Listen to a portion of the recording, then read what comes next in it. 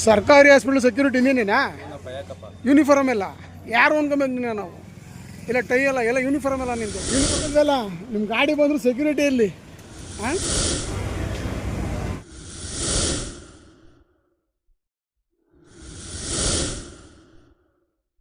ಮಾಗಡಿ ಸಾರ್ವಜನಿಕ ಸರ್ಕಾರಿ ಆಸ್ಪತ್ರೆ ಆಡಳಿತ ಹದಗೆಟ್ಟಿದೆ.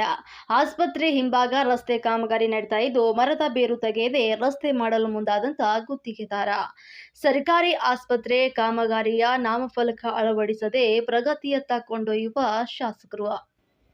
ಸರ್ಕಾರಿ ಆಸ್ಪತ್ರೆಯ ನವೀಕರಣದ ಕಾಮಗಾರಿ ಯಾವ ಅನುದಾನ, ಯಾರು ಗುತ್ತಿಗೆದಾರರು ಎಂಬುದೇ ತೋಚದಾಗಿದೆ. ಕೆಲಸ ಪ್ರಾರಂಭದಿಂದಲೂ ಕೂಡ ನಾಮಫಲಕ ಅಳವಡಿಸದೆ ಕೆಲಸ ನಿರ್ವಹಿಸ್ತಾ ಇರುವುದು ಎಷ್ಟರ ಮಟ್ಟಿಗೆ ಸರಿ ಅಂತ ಜನರು ಹಿಡಿಶಾಪವನ್ನ ಹಾಕ್ತಿದ್ದಾರೆ.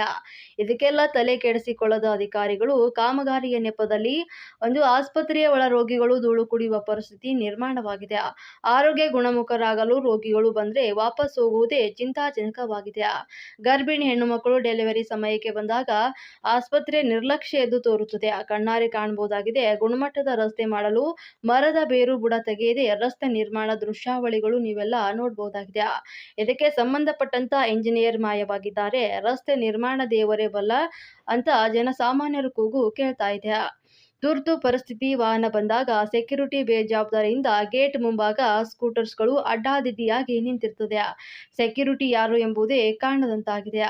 ಕಾರಣ ಯೂನಿಫಾರ್ಮ್ ಹಾಕದೆ ಕೋಲು ಹಿಡಿದು ಓಡಾಡ್ತಾ ಇರ್ತಾರೆ. ಸೆಕ್ಯೂರಿಟಿ ಅಂತ ತಿಳಿಬೇಕೋ ಇಲ್ಲ ಸಾಮಾನ್ಯರನ್ನ ಎದುರಿಸಲು ಕೋಲು ಹಿಡಿದು ನಿಂತ ವ್ಯಕ್ತಿ ಅಂತ ತಿಳಿಯಬೇಕಾ ಗೊತ್ತಾಗ್ತಾ ಇಲ್ಲ.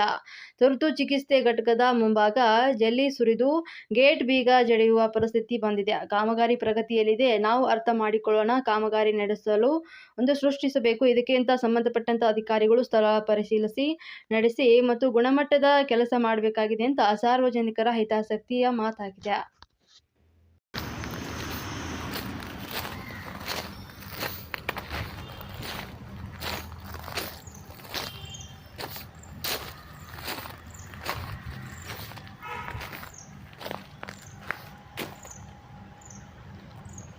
ಸೆಕ್ಯೂರಿಟಿಗೆ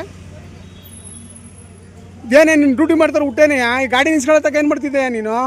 ಹಾಂ, ಯಾರ ಹತ್ರ ಮಾತಾಡ್ತಾರೆ? ಯಾರ ಹತ್ರ ಮಾತಾಡ್ಬೇಕಾ? ಹಾಂ, ಯಾವ ಮೇಡಮ್ ಹತ್ರ? ಮೇಡಮ್ನವ್ರು ಹೇಳೋರು ಯೂನಿಫಾರ್ಮ್ ಹಾಕೊಂಬೇಡ ನೀನು ಅಂತ. ಮೇಡಮ್ನವ್ರು ಹೇಳೇನೆ ಯೂನಿಫಾರ್ಮ್ ಹಾಕೊಂಬೇಡ ನೀನು ಡ್ಯೂಟಿ ಮಾಡು ಅಂತ. ಮೇಡಮ್ನವ್ರು ಹೇಳೋರು ಯೂನಿಫಾರ್ಮ್ ಹಾಕೊಂಬೇಡ ಡ್ಯೂಟಿ ಮಾಡು ಅಂತ. ಅಲ್ಲ ಹೊಸಬ ಅಲ್ಲ ನೀನು, ಅಳಬಾನೋ ಹೊಸಬನ ಅನ್ಬೇಕಾಗಿಲ್ಲ. ಯೂನಿಫಾರ್ಮ್ ಹಾಕಲ್ದೆ ಡ್ಯೂಟಿ ಮಾಡೋಕ್ಕೆ ಹೇಳೋರು ಮೇಡಮ್ನವರು.